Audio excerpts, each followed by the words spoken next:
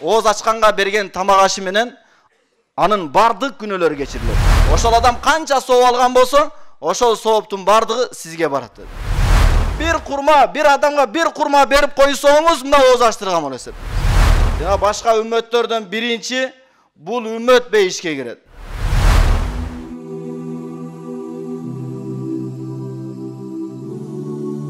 Bismillahirrahmanirrahim ve salatu ve selamu ala Resulillah. Esselamu aleyküm ve rahmetullahi ve berekatuhu. Allah Teala çeksiz maktullar jana süyüktü Peygamberimiz Muhammed Mustafa sallallahu aleyhi ve sellem Allah'tan salamı jana salavatlar bolsun. Allah Teala tutup atkan orozolaryzды jana түндөрдө буттарыбызды алып түнү бою ибадат кылып атабыз. Ушулардын баарын Allah Teala кабыл кылган болсун. Ушул ыйык Рамазан айында Allah Teala баардыгыбыздын күнөөлөрүбүздү кечирип, өзүнүн вада кылган бейишинен орун берген болсун. Allah Subhanahu wa Ta'ala көптөгөн шүгүр, мактоолорду айталы. Allah Subhanahu wa Ta'ala симен бизди бир дагы бир жолу Рамазан айына жетип, ошол учурда орозосун кармап, түндөрдө тарави намаздарына катышканга, катымдарга катышканга мүмкүнчүлүк берип жатат. Мунун баары Аллахтын каалоосу, Алланын жардамы менен гана болуп жатат. Allah Subhanahu wa Ta'ala бул үммөттү башка үммөттөрдөн өзгөчөлөп койду, артык кылып койду. Кыямат күнү эң биринчи бул үммөттүн пайгамбары бейишке кирет.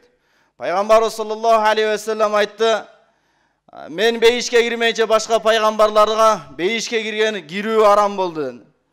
Жана башка үммөттөрдөн биринчи бул үммөт бейишке кирет. Мурунку үммөттөрдүн жашоосун карасаңыздар, Нух пайгамбардын жашоосун караңыз, 1000 жылдан ашуун жашаган, 500 жылда ибадат кылган. 300гө чыккан учурдагы биздин заманада 18ге чыгып бир жигит бойго жеткен болсо, ал учурда ошол заманда 300ге жеткенде ошол жашка барабар болгон. Аллах Таала мурунку үммөттөргө өтө көптөгөн өмүр жашоо тартуулаган. Мына алар ошол аралыкта өтө көптөгөн ибадаттарды кылганга аларга мүмкүнчүлүк болгон. 500 жылда ибадат, 500 жылда орозо кармаганга аларга мүмкүнчүлүк болгон. Ал эми бул үммөттүн жашоосун Пайгамбар саллаллаху алейхи ва саллям айтты: "Инна амар уммати байна 60 ва 70 ва aqalluhum ma yujawиzu залика." Менин үммөттөрүмдүн жашоолору 60 менен 70-тин ортосу, алардан ашкандар өтө эле аз деди. 80ге чыккандар аз, 90га чыккандар аз, 100ге жеткендерди акыркы учурларда укпай да калдык. Бир учурларда угат элек, акыркы учурда 100ге жеткен адам бул саналуу адамдар болду. Бул үммөттүн жашоосу кыска, бирок эң биринчи бейишке кирет. Allah Subhanahu wa Ta'ala жалпы адам затын өзүнүн райы менен бейишке киргизет. Бирок Allah Taala пенделердин амалдарына да көз чаптырат. Канча амал кылган, көппү, азбы, жакшыбы, жаманбы, ошонусуна да карап туруп Allah Taala чечим чыгарат. Бул үммөттүн жашоосун карасаңыз 60 менен 70-тин ортосу, башка үммөттөрдүн жашоосун карасак 1000 жылдап, 500 жылдап жашаган, 500 жылда ибадат кылган. Бул үммөттүн жашоосу 60, бул үммөттүн жашоосу 70. Бирок ибадатка келгенде бир адам 50ге жеткенде ибадатка келип атат. Бир адам 70ге жеткенде ибадатка келип атат. Бир адам 80ге жеткенде ибадатка келип атат. Бир адам 40ка жеткенде ибадатка келип атат. Ибадаттын санын карай турган болсок, ибадатыбыз өтө эле башка үммөттөргө салыштырмалуу өтө эле аз. 60 жыл жашаган болсо, ошону 30 жылы уйку менен өтүп атат. Тамак аш менен дагы бир канчасы өтөт. Эс алуу менен оюн күлкү менен дагы бир канчасы өтөт. Ибадатка келип салыштырганда 1 жыл, 2 жыл, аш барса 5 жыл гана вакыт ибадатка калат экен. Эгерде ошол учурда дагы, эгер ошол адамга Аллах Таала мүмкүнчүлүк берген болсо ибадат кылганга, мына ошол вакытты пайдаланып калды. Болбосо кээ бир учурда Алла кечирсин, ибадатсыз шеке саждага тийбестен, мечитке кадам таштай албастан туугандарыбыз да өтүп кетип аткандар бар. Эми Аллах Subhanahu wa Ta'ala кыямат күнү бул үммөттүн эң биринчи бейишке кирүү үчүн Аллах Таала бул үммөттүн жашоолорунан ичинен кээ бир убакыттарды өзгөчөлөп койду. Ошол учурдагы кылган ибадаттардын соопторун көбүрөөк кылып койду. Мына ошол күндөрдүн бириси, айлардын ичинен Рамазан айы, күндөрдүн ичинен жума күнү. Мына ушул жума күнү кылган ибадат башка күндөргө салыштырмалуу сол көбүрөөк болот. Рамазан айында кылган бир эле фарзыңыз 70ке көтөрүлөт. Бир эле нафилиңиз фарздын деңгээлине жетип атат. Мына ушул айда кылынган садака эң абзел амалдардын катарына да кошулуп калды, урматтуу туугандар. Ошондон Алла субханала ва таала бардыгыбызды Рамазан айына жеткирден ушул Рамазан айын кадырлап, ушул айда көбүрөөк ибадат кылып, көбүрөөк амал кылып, ахиретибизге камдана алсак, бул биз үчүн эң пайдалуу, эң жакшы. Бир адам алыска сапарга чыккан болсо, ал жакшы азыктарды бүт бардыгын даярдайт. Ахирет сапары бул узун сапар туугандар. Бир эле этап менен өтүп кетпейт. Биринчи этап өлүм турат, андан кийин кабыр турат. Кабырда канча жашайбыз белгисиз. Ушул күнгө чейин өтүп кеткендер дагы эле жашап атат кабырдын астында. Биз дагы барабыз. Кабырдан кийин махшар бар. Махшардан кийин сират кыл көпүрө бар. Кыл көпүрөдөн кийин өтсө адам бейишке, анан кирет. Өтпөй калган болсо бейишке кире албай калат экен. Сапар узун, демек ошого жараша азыктар да көбүрөөк, бекемирээк, жакшыраак даярдаганга аракет кылышыбыз керек экен. Ошондон Али радионун айтар эле, сапар алыс, сапар оор, бирок азык аз болуп атат деп. Али радион болсо сахаба айткан сөзүн караңыз. Ошондон урматтуу адамдар, Рамазан айында кайсыл амалдарды биз көбүрөөк кылышыбыз керек? Бардык жакшы иштерди көбүрөөк кылышыбыз керек, бирок кайсынысын көбүрөөк кылышыбыз керек? Пайгамбар саллаллаху алейхи ва саллям мына ушул айда кайсыл амалды көбүрөөк кылыш керек экен Аллах Таала Пайгамбар алейхиссалам баяндады. Истигфарды көбөйтөбүз, калима тойбаны көбөйтөбүз. Ошону менен биргеликте эң артык амал бул айда садака. Пайгамбар саллаллаху алейхи ва салламдан сурады: "Айю садака афдал?" Кайсыл садаканын кайсыл түрлөрү бул эң артык, эң абзел болуп эсептелет деди. Пайгамбар саллаллаху алейхи ва саллям айтты: "Садака Рамазан." Рамазан айында садака берүү. Адам баласына эң кымбат болгон нерсеси адамдын иштеп тапкан малы. Бул биринчиси, экинчиси анын убактысы. Ошондон көпчүлүк учурда адам баласы малын бергиси келбейт. Адам баласынын жашоосунда сыпаттары бар, жакшы жаман болуп. Кээ бир сыпаттары бар, адам кийин аны өз акырындык менен чөйрөсүнө жараша, ата-энесинин тарбиясына жараша, айылына чөйрөгө жараша ошол сыпаттар өзүнүн жашоосуна сиңдире берет акырындык менен. Бирок кээ бир сыпаттар бар, төрөлгөндө эле ал сыпаттар кошо болот. Ошол сыпаттардын бириси бул сараңдык деген жаман сыпат. Бул адамдын табиятында ошол туулгандан баштап эле ошол сыпат бар болот экен. Ошондон жаш балдарыңыздарды карасаңыздар, кичинекей балабыздагы колун ушул жумуп алган бойдон турат да. Ичин астында эчтеке жок, кирден башка эчтеке жок, кирин бергиси келбейт да. Ошондо мыжыккан бойдон тура берет. Бир сараңдыктын каршысы Аллахка жаккан сыпат, ул берешендүүлүк, кайрымдуулук, садака, жакшы ихсанаттарды көбүрөөк кылуу. Ошондон Пайгамбар саллаллаху алейхи ва саллям бул садаканын пайдалары өтө көп. Пайгамбар саллаллаху алейхи ва саллям ошондон садакага өтө көп кызыктырган жана өзү дагы үлгү болуп бул үммөткө садака берүүнүн өзү дагы иш жүзүндө ашырып көргөзүп берген. Пайгамбар саллаллаху алейхи ва саллямдан өткөн берешен адам жок эле. Пайгамбар саллаллаху алейхи ва саллямдан ким сураса, ал заматта берген ал зат. Бул үммөткө үлгү мына Пайгамбар саллаллаху алейхи ва саллям. Ошондон Пайгамбар саллаллаху алейхи ва саллям айткан, эгерде ташахудтун ичиндеги ла деген сөз араб тилинде жок деген сөз. Эгер ошол ла деген болбогондо Пайгамбар саллаллаху алейхи ва саллям өмүрүндө бир дагы жолу жок деп айткан эмес экен да. Сурап келсе берген экен. Бир сахаба сурап келди. Ал айтты, менде эчтеке жок. Эгер мүмкүн болсо барып туруп, мен атыма карыз жаздырып болсо дагы ала бер деди. Пайгамбар саллаллаху алейхи ва саллям өзүнүн астына кайсы бир адам муктаждыгын арызданып келген болсо эч качан жок деп айткан эмес экен. Колдон келишинче аны бүтүрүп берген экен. Ошондон бул үммөттүн эң берешени, жалпы эле үммөттөрдүн ичинен, жалпы эле пайгамбарлардын ичинен эң берешени, эң сыпаттуусу бул Пайгамбар саллаллаху алейхи ва саллям болду. Садаканын пайдалары урматтуу туугандар өтө көп. Пайгамбар саллаллаху алейхи ва саллям айтты: "Силердин кимиңер өзүнүн малынан мураскорунун малын жакшы көрөт" деди. Сахабалар айтты: "Я Аллахнын элчиси, биздин кимибиз жакшы көрсүн" дейт. Мураскорун малынан, өзүнүн малынан мураскорун малын деди. Пайгамбар саллаллаху алейхи ва саллям айтты: "Алдыга жөнөткөн, акыретке жөнөткөн бул силердин малыңар" деди. Өлгөндөн кийин калтырып кеткен бул мураскорлордун малы деди. Акыйкатта учурдагы сарпта элек малыбызды биз жакшы көрөбүз, бирок ал биздики эмес экен.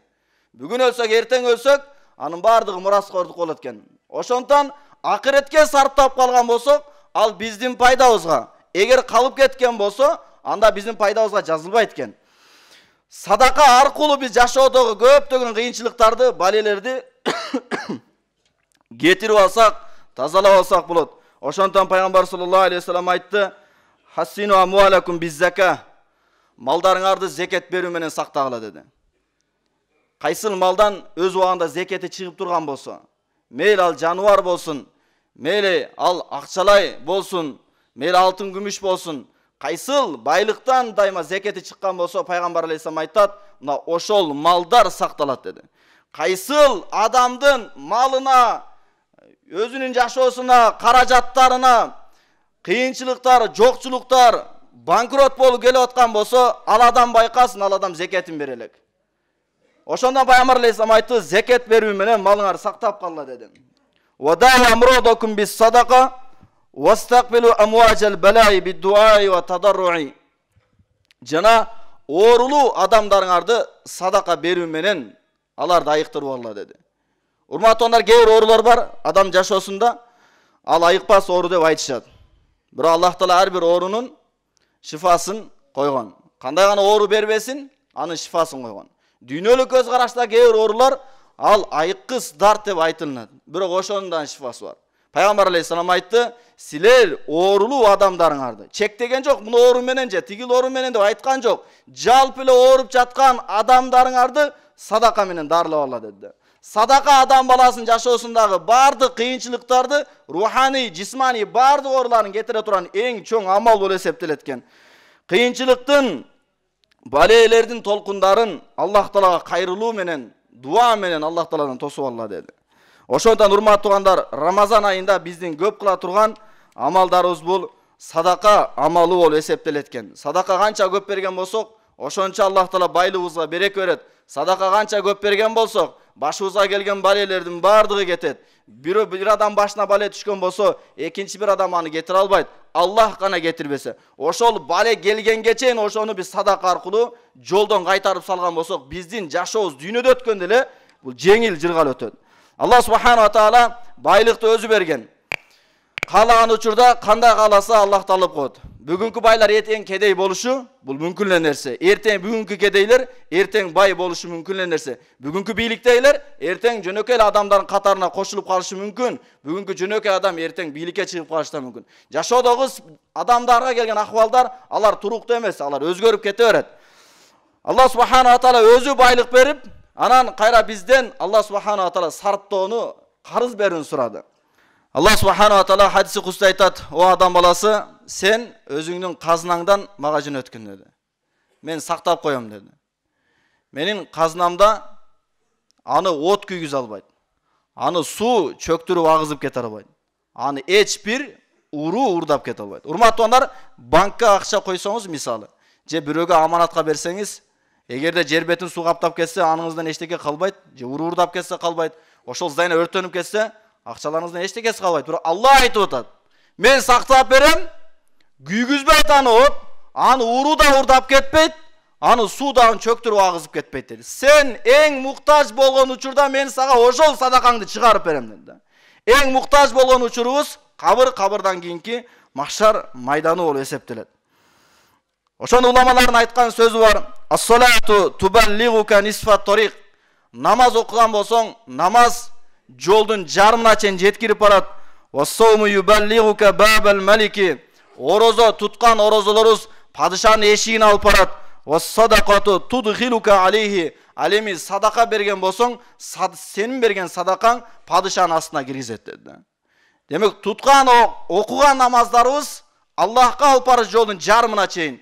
Туткан орозолорубуз эшигинин бособосунун астына чейин. Эми нар жака Алланын астына киргизе турган амал бул садака амалы болуп эсептелет экен.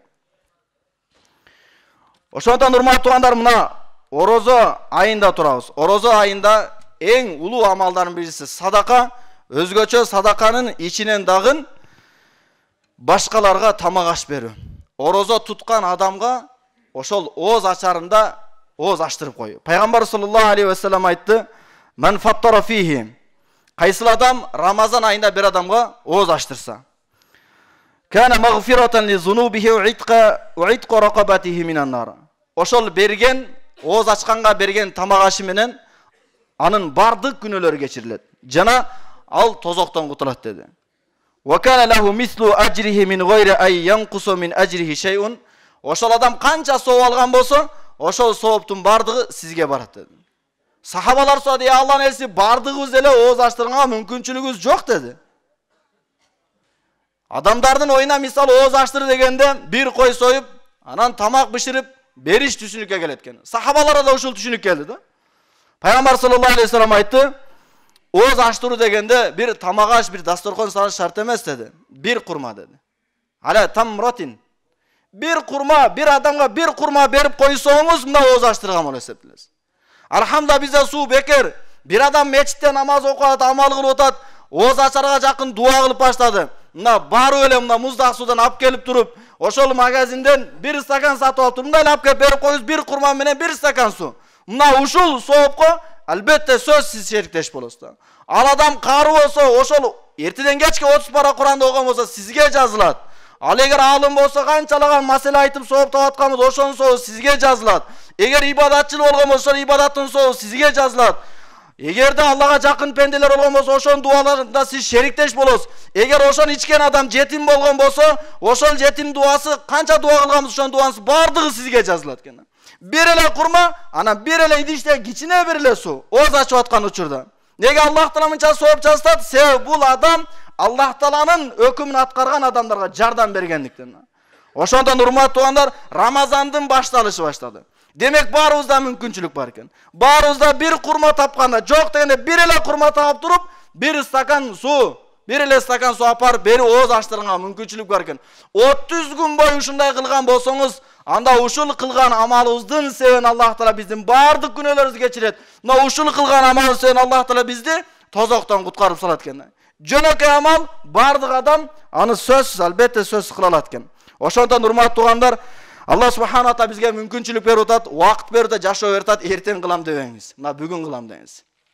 Эртең бул шайтандын жөнүнө алдыбыз. Эртең жакшылап, ниет кылып барып анан кылам десек аны утулдук. Өткөн заман өтүп кетти, тарых бойдон калып кетти ал. Келечекке жетпейбиз, эч ким убада бере албайт.